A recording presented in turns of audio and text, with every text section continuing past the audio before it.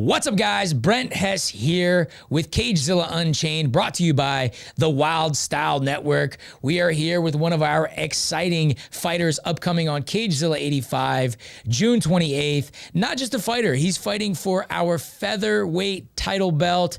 We got Mitch Dean. How you doing, Mitch? Thank you for joining us here today. Hey, Brent, I'm doing great. Thanks for having me. Appreciate it. Yeah, no, thanks for coming on. And so you've never been on here before, so let's give our audience a way to get to know you a little bit.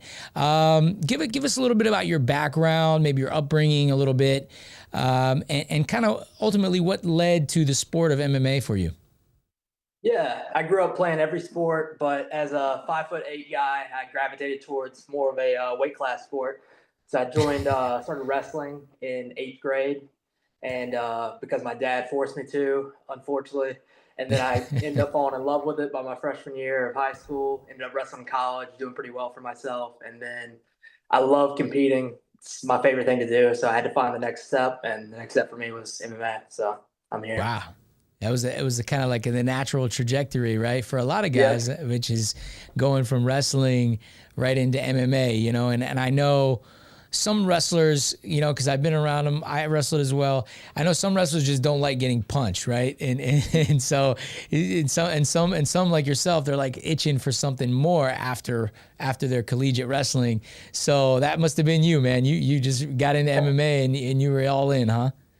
Yeah, I don't mind getting hit, so it was fun. I've always loved mixed martial arts. Watching it while I'm wrestling, I was like, that's cool. Like, wrestling's fun for me. I think it's cool. But I think everyone thinks MMA is cool. There's so many aspects to it. It's just, It's fun to watch you guys go at it. So. Yeah, no, I mean, nowadays, especially the avenues have really opened up a little further for MMA guys versus if you're just going to strictly wrestle. So now along that journey, you must have had some powerful influences. Before we get into your fight, share with us maybe some of your powerful influences that you've had along your journey, whether that be in wrestling, in MMA, or just in life in general.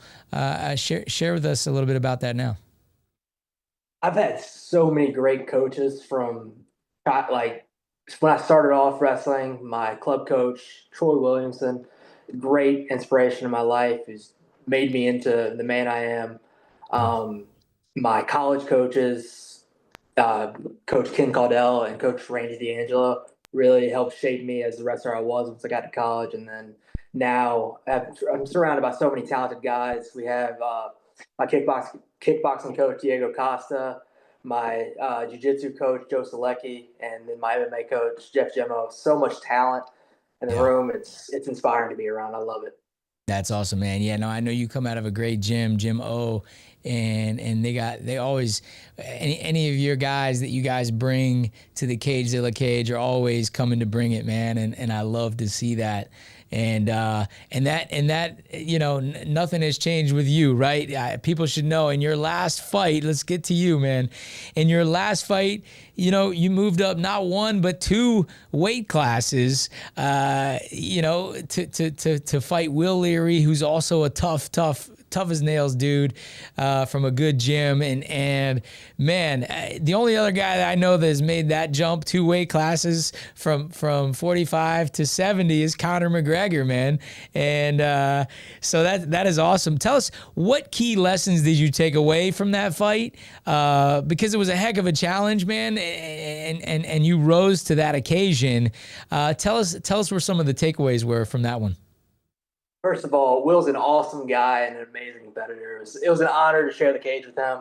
Yeah. I love competing no matter what. So anybody, anytime, anywhere, I love doing this. I want to do it, as McGregor would say. Yeah. But I really had to learn the timing and the range of a much taller opponent, which was, I think we saw in the first round, my head almost came off of my body with a knee. So I had to adjust on the fly. It was cool to be against a guy who's a high-level striker who was throwing a bunch of different things at me. I had to move, I had to adjust. I couldn't just do 1-2 punches in. I had to learn to lengthen out my exchanges a little bit more, take some better angles, not always be so gung-ho for the wrestling all the time.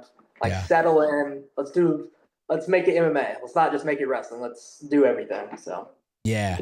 Yeah. The first round was not looking great for you, you know? And then man, you really turned it around. I mean, the second and third round were like night and day, and you kind of, like you say, found your rhythm, found your timing to get in, get him to the floor, and start dominating those rounds, man. I thought it was 29-28 on all judges' scorecards, and man, you really took it to him, man. And coming in, I think you took it on a couple weeks' notice, 2 weight classes above your actual weight class.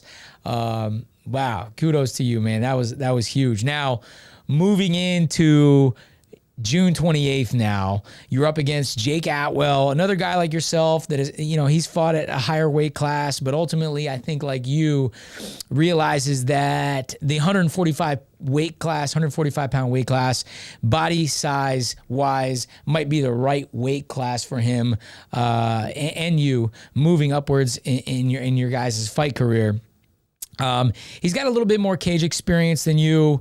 But tell us, Mitch, what, if anything, might you know about Jake heading into this big featherweight title fight? I don't like to focus too much on my guys. I took a look at him the last few fights, and this guy's got a lot of experience. He's been in the cage, I think, 9 fights now. So he wants to fight every time. He's not going to shy away from any exchange. He's going to do it all. He can attack off his back. He can strike. He can wrestle. So I'm ready for everything. He's a guy who's got a lot of experience. He's going to be comfortable in there. So I think it's a really good challenge for both of us. I'm super excited and grateful for the opportunity. No, that's awesome, man. I think both of you guys deserve it. He has been chomping at the bit to get down to featherweight, his natural, I think, good weight class, and fight for that title. He fought for the lightweight title before, came up a little bit short, and I think now that kind of pushed him down to his weight class that he thinks he's going to have the most success in. Now you're also moving to featherweight. Are you gonna? And both of you guys, I think, are good grapplers. So that was something that I thought was really interesting. You were able to impose your grappling dominance at 170 pounds. I mean, tell us, Mitch, what can we expect to see from you? What kind of energy will you be bringing into June 28th at Cagezilla 85, man? Because I'm excited for this one.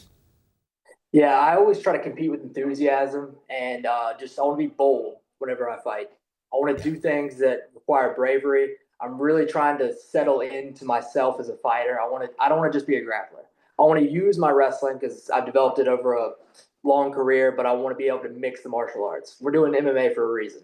Yeah. I'm trying to become a better striker, better grappler, better wrestler each and every day. So you can expect a full display at 145. Yeah, man. No, you're an exciting guy to watch, and so is Jake. And you guys on a collision course, man, on June 28th. I can't wait to see it.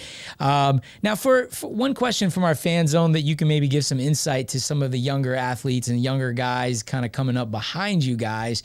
I always like to kind of give this to them from our interviews. Tell us, what does a typical training day look like for you when you're training for a fight, and especially like a big title fight like this?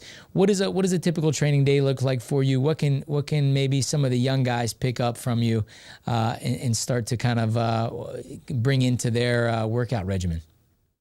Yeah, especially when I'm trying to get down on weight, I'm looking to get some sort of movement in the morning. That's just, I'll try to wake up a little bit earlier, get something light while I haven't ate anything, just to tap into the fat stores a little bit. Mm-hmm. And then my skill work, I have to train multiple times a day. So I usually train in the morning and the evening to get all of my disciplines in.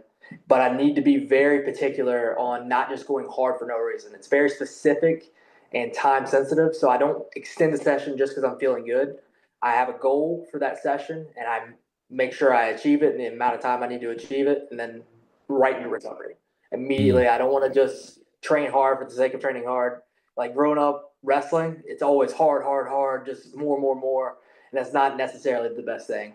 And then when you say go into recovery, is that like an actual recovery, like ice bath or like something like that? Or are you talking about just resting? Just resting, getting the right foods in me. Okay. If I need to roll out, that's good. If I need to get, we have a massage guy who's in there. Saeed, he's actually a teammate of mine. Oh, Does nice. amazing work. He came up for the last fight too. Great guy, and yeah, he's the best. So That's whatever awesome. I need. Yeah. Yeah. It sounds like you got it going on, man. Now, before we leave here, I like to collect a quote or a motto from all you athletes, maybe something that has empowered you, something you've read, something your coaches have shared with you, something along your journey that has been shared to you that you can pass it forward and share with our audience here on Cagezilla Unchained. Yeah, I'm really into quotes, philosophy, psychology. So this was a fun one for me.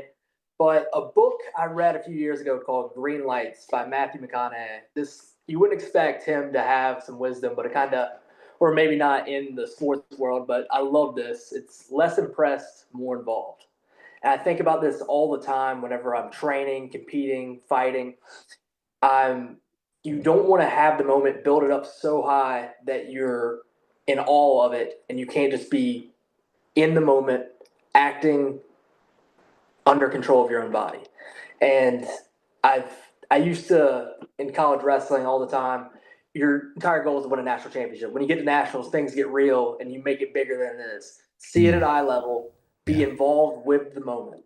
And once I started doing that, training got easier, competing got easier. It's never easy, but it gets easier and you feel more in control and more the general of your own life. Yeah, no, I like that one, man, because you're not getting psyched out, right? You're not psyching yourself out by looking at this or that or the big picture, and you're more involved in the process of actually what you're doing, right? Is that what you're saying? Yeah, the outcome doesn't even matter. If you can't control the process, the outcome is irrelevant. You can only control your effort and your attitude. So make the most of those and let whatever happens happen. I like that, man. You got a great outlook and a great mentality. Well, Mitch, I'm certainly excited to see you inside under the bright Cagezilla lights once again. Give our Cagezilla audience and our fans here a way that they can follow you, a way that they can support you or your team, and follow your guys' journey, man. Whether that be your social medias or whatever you got. Yeah, my Instagram handle is Dean of the Mat, like my last name Dean, and then of the Mat because I wrestled. Yeah. And then Gymo Tribe, GYMO, and then Tribe is my gym. We're always posting new stuff, new content, a lot of great stuff. So Cool. give both of us a follow. Cool. Yeah, no, I follow both you guys, and you guys do post some awesome content. So, man, this is a big featherweight title fight coming up here for you guys. Both of you guys are hungry for it. And so, man, once again, I'm really excited for this one. Thank you for taking some time here. I know you got tons of stuff going on. So thank you for taking some time to join us here on Cagezilla Unchained. I hope training and everything continues to go well. You stay healthy leading up to June 28th. And thanks once again for joining us, man. Thank you, Brent. It was great to have you. All right, guys. There you have it. Mitch Dean will be one half of our featherweight title fight here coming up on Cagezilla 85, June 28th. You do not want to miss this one. Make sure you guys are picking up tickets at CagezillaTickets.com. Until next time, much love and respect. We'll see you guys all very soon.